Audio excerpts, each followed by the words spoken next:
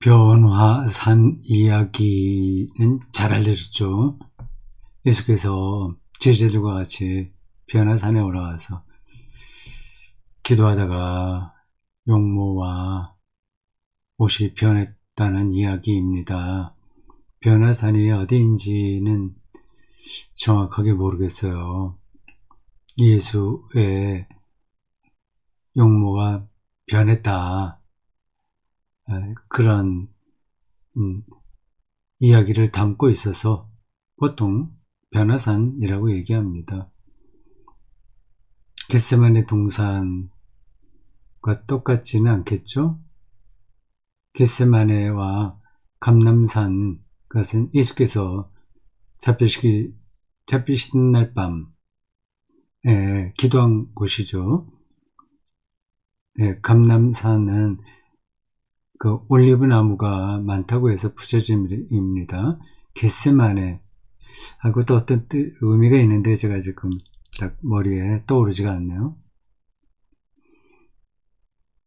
예수께서 종종 기도하러 다니신 것 같습니다. 근데 산기도라고 할 수 있죠. 산기도. 우리 한국 기독교인들에게도 익숙한 기도 형식입니다. 제가 신학대학 다니고 또 젊은 시절에 한국교회에 대단히 성행했던 기도 방식이에요. 학생들, 청년들, 대학부들 데리고 그 산상기도를 많이 다녔습니다. 제가 회원으로 참석하기도 하고 제가 인솔자 역할도 하고 있습니다. 구약에도 그 산은 신을 경험하는 중요한 장소로 나옵니다. 많아요. 모세와 연결해서는 핵심적으로 두 산이 언급됩니다. 세 산이라고 할 수 있을까요? 모세와 연관해서 성경 상식입니다. 호렙산, 그 다음에 두 번째 시내산, 세 번째 느보산. 죽은 산이죠. 모세가 죽을 때, 소명받을 때 호렙, 십계명 받을 때 시내. 느보산은 모압 평지에 있어요. 이거는 구분됩니다. 근데 호렙산과 시내산은 미디안 광야 어느 곳에 있겠죠. 신학자들의 일반적인 견해에 따르면 이건 두 산이 아니라 똑같은 산이었다고 합니다. 호렙산, 하나님의 소명을 받은 산입니다. 시내산, 하나님의 율법을 받은 산입니다. 예수께서도 이렇게 이름 있는 산은 아니지만 그 예루살렘 근처라든지 아니면 여리고, 미안합니다. 그 갈릴리 호수 근처 몇몇 산, 언덕 이런 데 가서 조용히 기도하신 것 같아요. 그 기도하는 이야기가 복음서에 많이 나오지는 않습니다. 당연히 개인 기도를 많이 하셨을 텐데 복음서 기자들은 그것에 대해서 별로 많이 말을 하지 않아요. 그냥 한두 번 조용한 곳에 가서 홀로 기도하셨다, 그런 정도죠. 아주 구체적으로 그 기도에 대한 이야기를 많이 하지 않습니다. 구체적인 것은 지금 이 변화산에서의 기도와 또 마지막 감람산에서의 기도예요. 변화산에서의 예수 변화된 모습 오늘 본문인데, 저도 이 본문으로 설교를 수없이 했을 겁니다. 좀 제 설교에 관심 있는 분들은 그 지난 설교를 확인할 수 있을 겁니다. 대구성사 아카데미 사이트 설교 메뉴에 들어가면 한 22년 동안 제가 쓴 설교 텍스트가 있습니다. 한번 확인해 보시죠. 그 설교 메뉴 맨 아래로 내려가면 확인할 수 있는 툴이 있습니다.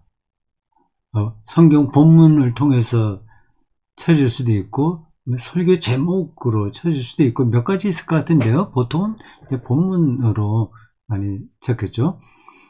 변화산 이야기로 설교를 여러 번 했을 텐데요. 근데 그 내용이 얼마나 그 옛날에 한 거고 지금 하는 거하고 비슷한지 다른지 그건 제가 잘 모르겠습니다. 저의 그 설교 쓰기의 특징의 하나가 지난 설교를 한 번도 이제 참고하지 않는다는 겁니다.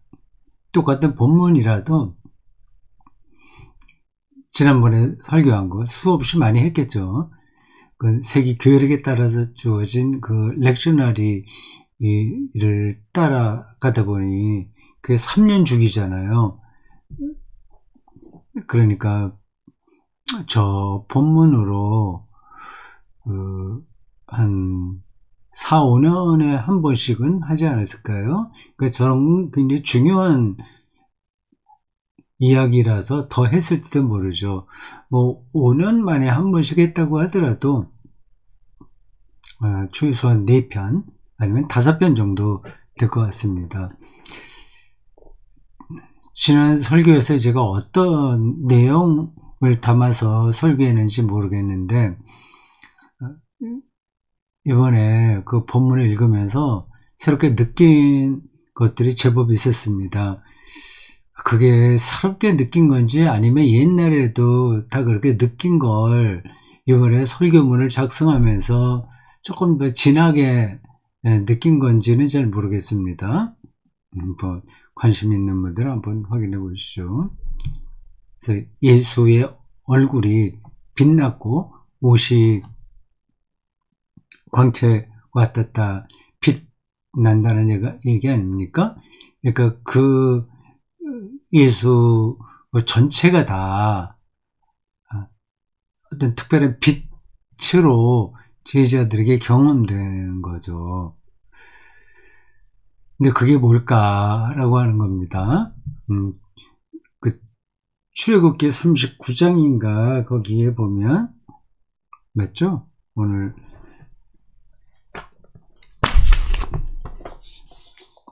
렉셔너리 39장이 아니라 출애굽기 34장이네요.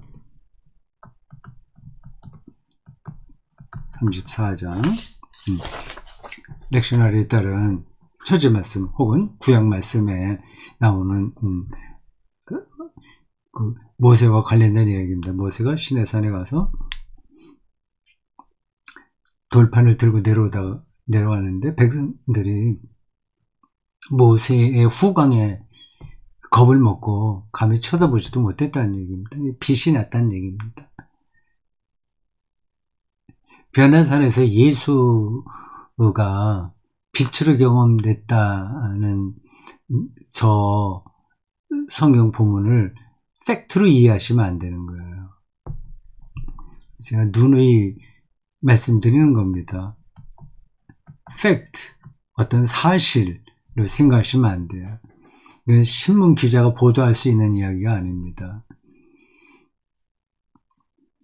예수의 부활도 마찬가지예요. 제3자가 부활한 예수를 보고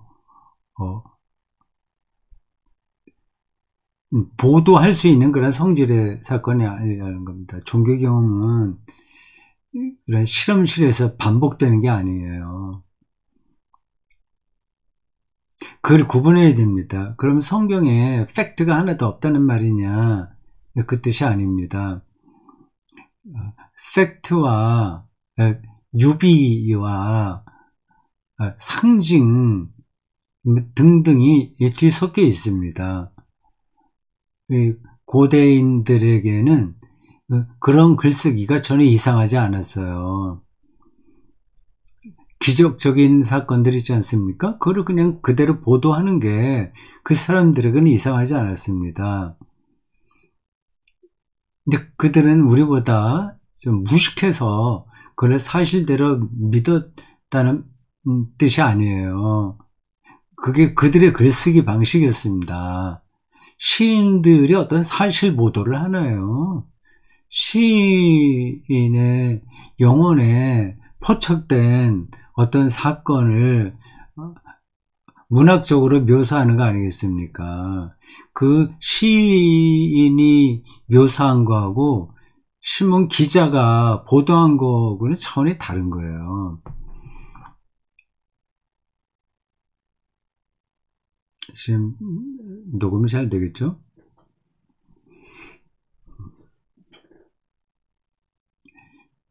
광채 경험이 뭔가에 대해서 일상의 예를 들어 설명했습니다. 그런 것들을 느껴야 성경이 제대로 읽힙니다. 그래서 시를 목사들은 많이 읽어야 된다고 제가 종종 말씀드려요. 시인의 눈이 아니면 성경을 오해할 수 있기 때문에 그렇습니다.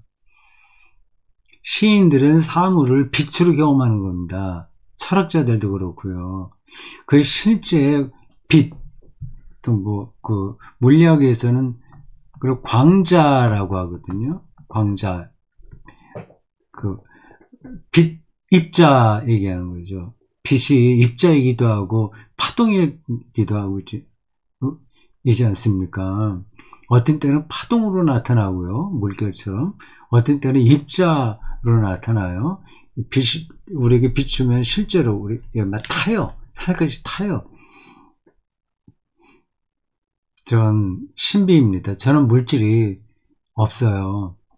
아니면 궁극적으로 생각하면 모든 사물들은 다 빛입니다. 모든 것들은 빛이에요. 우리가 어떤 사물을 보는 것도 실제 그 사물을 우리가 볼 수는 없어요. 빛이 거기에 반사돼서 우리 눈을 통해서 우리 뇌에 그게 들어오는 겁니다. 그게 우리가 무엇을 본다는 뜻이에요. 근데 양자역학의 세계로 들어가면 이게 더 어려운 문제가 생깁니다. 그 빛이 거기 비칠 때 이미 광자가 거기 비칠 때 그 아주 작은 그 입자인 그 전자라든지 쿼크라고도 얘기하죠. 그런 것들이 또 변해버려요. 그래서 그거를 우리가 객관적으로 정확하게 어떤 것을 포착할 수 없습니다. 확률로만 안다고 그러지 않습니까? 우리가 이 세계를 경험하는 것, 그리고 이 세계가 이렇게 존재하는 것 자체가 신비롭습니다. 하나님의 창조니까 당연히 신비로울 수밖에 없는 거죠. 어떤 사물을 이 빛으로 경험한다는 거는 그 사물 아니면 어떤 사건의 시면을 본다는 거예요. 그걸 경험한다는 거예요. 그래서 일상에서 몇 가지 경험들을 얘기했습니다. 사랑에 빠진 연인들 사이에는 그 상대방이 빛으로 경험된다고 말이죠. 그러니까 여러분들이 다 실질적으로 일상에서 경험하실 거예요. 그러니까 그 사람이 있으면 다른 사람들하고 어울려 있어도 그 사람만 크게 보이는 겁니다. 클로즈업 되는 거예요. 그 손자, 손녀들도 그렇게 보인다면서요.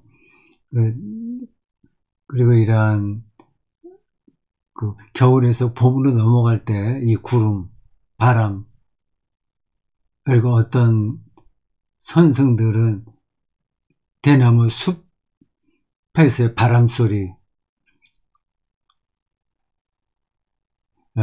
또 어떤 그 동화 작가는 강아지 똥에서 존재의 신비를 경험하는 겁니다. 강아지 똥 맞죠? 권전생 선생이에요. 이 모든 사물들이 그 시면의 깊이와 연관되어 있다는 사실을 아는 사람들은 빛을 보는 거죠. 이게 시면의 깊이와 연결되어 있다는 말도 어떤 사람들에게는 전달이 되고 어떤 사람에게는 전달이 되지 않습니다.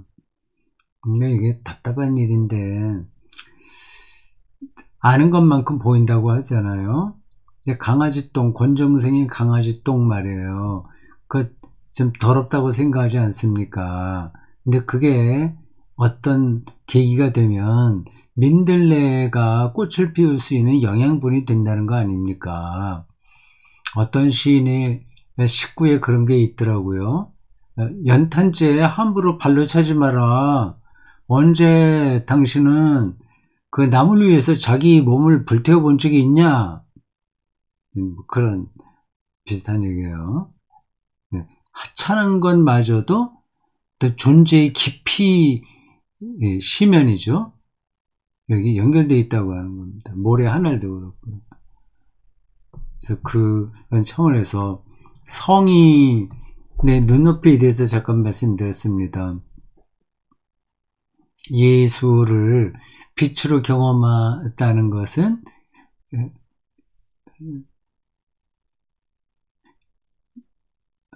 예수에게 일어난 어떤 구원의 깊이를 느낀다는 거죠.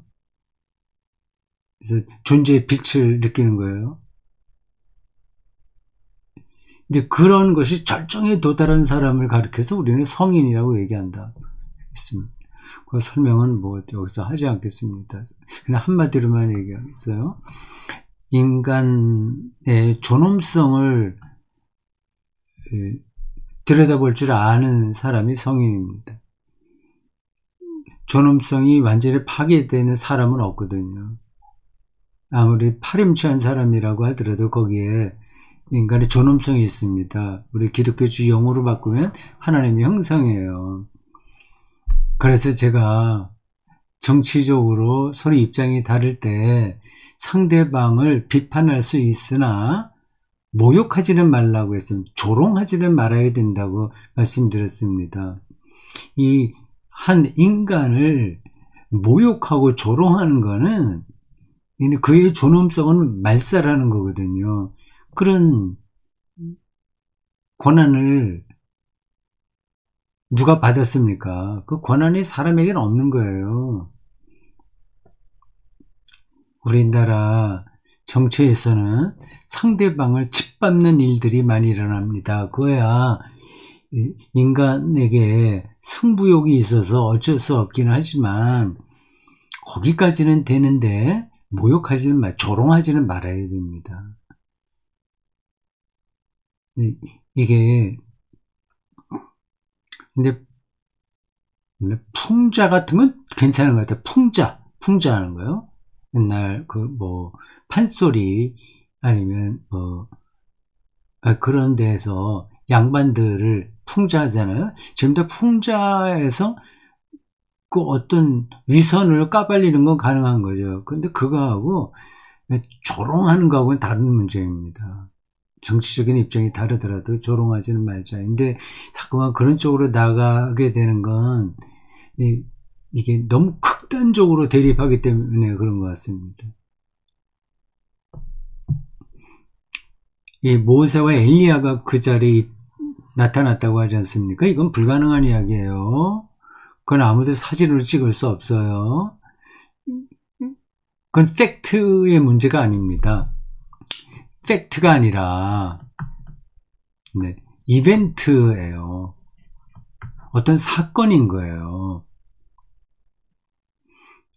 근데 보통 우리가 이벤트라고 하면 좀 가볍다고 생각하잖아요.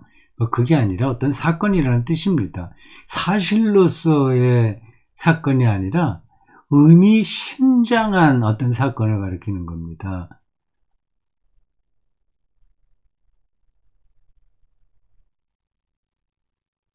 예. 이 모세와 엘리야가 거기에 나타났다는 성경의 묘사는 제자들이 예수님을 그 모세처럼 위대한 인물로 보았고 엘리야처럼 초자연적 카리스마가 아주 뛰어난 분으로 보았다는 뜻이라고 제가 설명했습니다. 이게 동의가 되시나요? 아니, 정 목사는 왜 성경을 자꾸만 그렇게 인문학과 신학과 철학 뭐 예술 이런 걸로 난도질하냐? 있는 그대로 좀 믿으면 되지. 그리고 일반 신자들이 그걸 어떻게 다 분석하냐? 그 있는 그대로 믿으면 어디 좀 탈이 나나? 잘못됐나? 자꾸만 그렇게 얘기를 하냐? 그렇게 생각할 수 있습니다. 예, 그래, 모세가 진짜 나타났다? 뭐, 엘리야가 진짜 나타났다? 그렇게 믿어도, 괜찮습니다. 그 수준에서 그냥 신앙생활 하면 됩니다. 그러나 성서 텍스트에 깊이로는 못 들어가는 거죠. 정말 말하려고 하는 핵심은 놓치는 거죠. 그냥 변죽만 울리게 되는 겁니다. 기독교의 형식에 떨어지지 그 컨텐츠로는 들어가지 못하는 거죠. 그 모세는 율법 종교의 대표자예요. 엘리야는 기적 종교의 대표자예요. 그 율법과 표적이 유대교에서 중심이었습니다. 유대인들은 표적을 구한다고 했잖아요. 표적이요. 뭐 기적적인 사건들입니다. 그건 사인이죠. 하나님을 가리키는 사인. 근데 보통 우리는 그게 기적이라고, 초자연적 기적이라고 생각을 해요. 그 율법은 뭐 유대교의 본질을 얘기하니까 율법과 표적의 대표자가 모세와 엘리야입니다. 이 본문을 그 변화산 이야기를 주제로 설교 하는 사람들 중에 이걸 이렇게 구분해서 설명한 분들이 있는지는 제가 잘 모르겠습니다. 제가 왕년에 그렇게 했는지도 잘 모르겠고요. 제가 이번 설교를 하면서 요거를 정확하게 잘 이야기한 것 같습니다. 이게 또 굉장히 중요한 거예요. 본문을 제대로 이해하는데 없어서는 안 될 관점인 겁니다. 뭐, 예수님의 기도하니까 거기에 뭐 모세가 나타나고 엘리야가 나타나서 뭐 같이 이야기하고, 그리고 그런 신비로운 사건들이 일어났다. 그게 예수가 대단한 분이다. 이런 정도로만 멈추면 안 됩니다. 율법의 권위자, 초자연적 기적의 권위자가 여기 나타났다는 것은 제자들이 예수를 바로 그런 분으로 생각했다는 뜻이라고 제가 설명했어요. 그렇게 설명할 수 있겠죠? 이거보다 더 바람직한 그 설명이 있으면 나중에 저에게 좀 알려주십시오. 문자로나 카톡이나. 제가 지금까지 공부한 걸 바탕으로 놓고 최대한으로 이 본문을 설명한 겁니다. 이 텍스트 설명, 해석이 정말 중요한 거예요. 그리고 그거는 저절로 일어나는 게 아닙니다. 텍스트가 중요한 거예요. 그 성서 텍스트 외에는 어떤 세계가 은폐되어 있어요. 그거는 볼 수 있는 사람은 보는 거죠. 바둑 기보에 보면 번호가 매겨져 있잖아요. 근데 거기에 어떤 바둑의 수가 숨어 있다고 제가 반복해서 말씀드렸습니다. 막 악보 있잖아요. 악보만 보고 뭘 알겠어요. 이상하죠. 그러나 그 악보 안에 어떤 음악이 숨어 있습니다. 그것도 그냥 악보대로 연주만 해서 되는 게 아니에요. 악보로 그 작곡자의 어떤 음악적 경험을 그대로 살려내지 못합니다. 거기엔 그 경험이 녹아 있어요. 성경도 저는 마찬가지라고 생각합니다.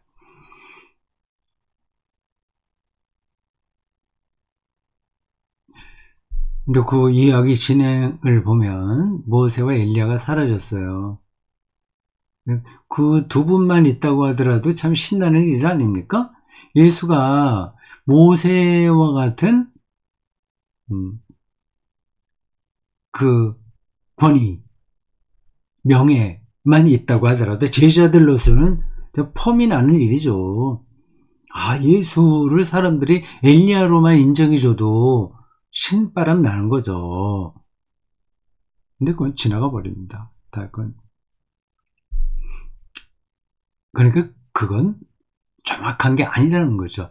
예수의 아이덴티티를 따라가는데 모세와 엘리야는 약간의 도움이 될 수는 있으나 결정적인 대답은 아니라는 겁니다. 예수만 나왔어요.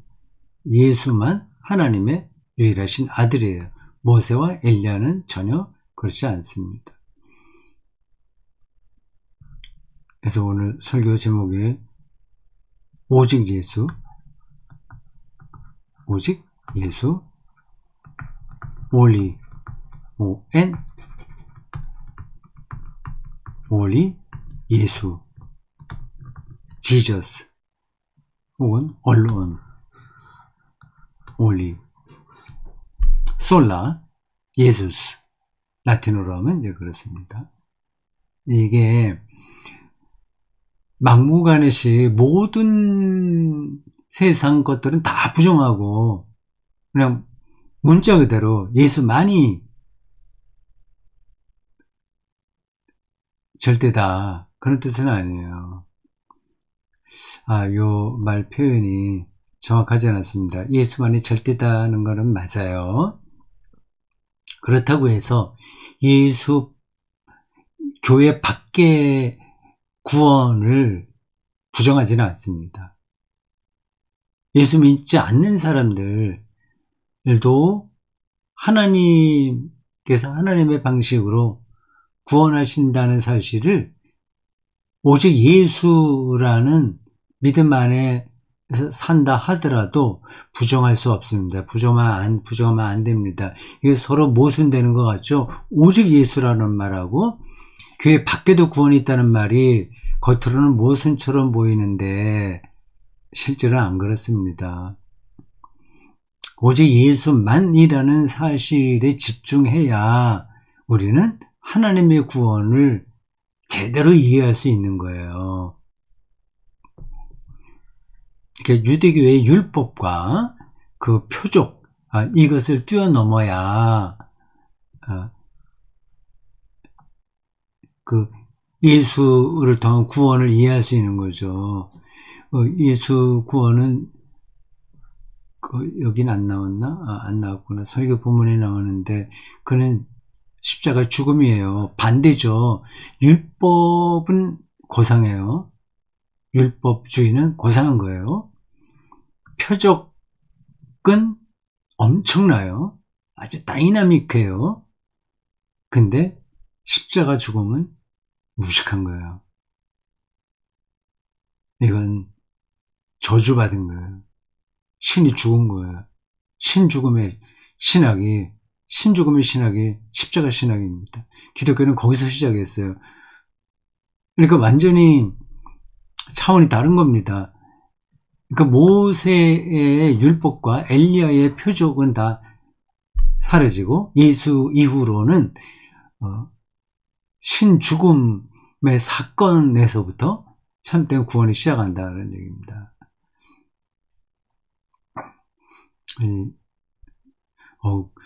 그게 실제로 무슨 의미냐 하는 것을 설명을 내면 지금부터 또 설교가 되겠죠. 그리고 다른 때 또 제가 이와 관계해서 설교를 많이 했습니다. 그래서 저희 모든 설교는 기본적으로 크리스톨로지예요.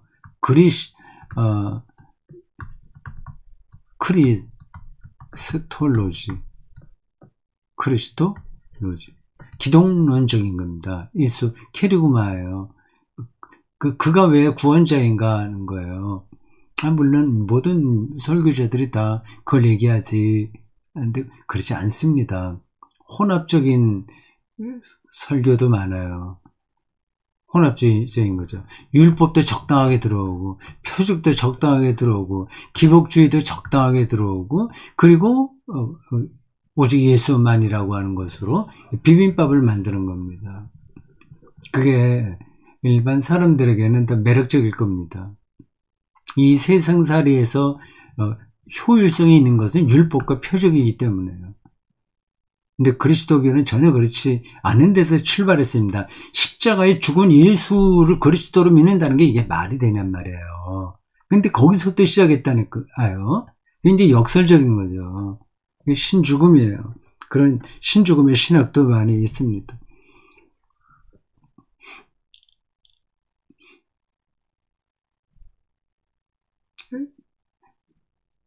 그래서 예수를 하나님의 유일하신 아들이라고 고백되는 거 아니겠습니까? 근데 그게 예수의 죽음이 신죽음이 하나님 죽음이라는 이 사실을 더 깊이 생각해 보십시오. 그거는 예수가 어떤 존재였는지를 오감으로 제가 느끼지 않으면 전에 들어오지 않게 될 거예요.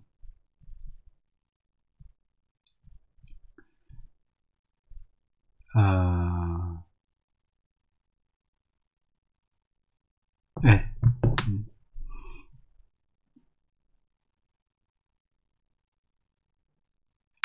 과학 발전과 인류 멸절의 문제, 이걸 내가 왜 무슨 말을 하려고 그랬죠? 나오고 설교 중 끝부분에 21세기 이 문명 가운데서 오직 예수라고 하는 말이 근데 이질적으로 들릴 것 같다고 하면서 저 이야기를 한 것 같아요. 우리는 그 시대 정신에 함몰돼서 살아갑니다. 근데 거기에 파묻혀버려요. 근데 이게 어떤 건지를 전혀 느끼지 못하는 겁니다. 그 동화 어디에 이런 얘기 있죠. 낯선 나그네가 동네 들어왔는데 사람들에게 무시당해서 그 사람이 피리를 불고 산속으로 들어가자 아이들이 모두 피리 소리에 도취돼서 산속으로 들어가서 실종됐다고 말이죠. 그 피리 소리에 우리가 완전히 녹아나는 겁니다. 그 선동당하는 게 선동. 정치에서도 선동당하잖아요. 예? 우리나라에서 특별히 그런 일들이 많이 벌어집니다. 그 종교적으로도 선동당하는 거예요. 컴퓨터 이것도 현대 과학 문명도 어떻게 보면 선동당하는 거예요. 근데 이거를 정신 똑바로 차리고 그걸 뚫어봐야 되는데 그게 쉽지 않다는 겁니다. 그걸 뚫어보는 사람들이 선지자예요. 그 철학자들이 그런 일을 많이 합니다. 모든 철학자들이 다 그런 게 아닌데 예언자적인 철학자들이 있어요. 실체를 뚫어보게 하는 거죠.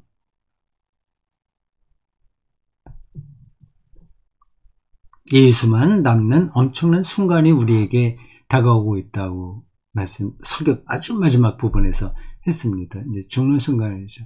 모든 게 없어져요. 우리의 환상, 우리의 능력, 우리의 기적, 우리의 율법주의, 자기만족, 자기의, 엄청난 자기 이름, 모든 것들은 이제 사라집니다.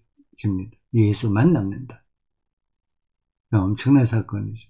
어떻게 그게 가능할까? 예수만 남는다고 하는 게 뭔가? 예수의 엘리엘리 라마 사박단이라는 절규와 그가 살아있는 자로 제자들에게 경험됐다는 우리가 알 듯 말 듯한 어떤 영적인 세계가 바로 기독교 신앙의 초석이에요. 그걸 저는 엄청난 순간이라고 얘기했는데 이걸로 충분하지는 않겠지만 아직까지는 다른 말로 말하기 힘드네요. 다 사라집니다. 모든 것들은. 그래야만 됩니다. 살아있을 동안에 삶의 실체를 뚫어보고 살면 얼마나 좋을까요? 수고했습니다.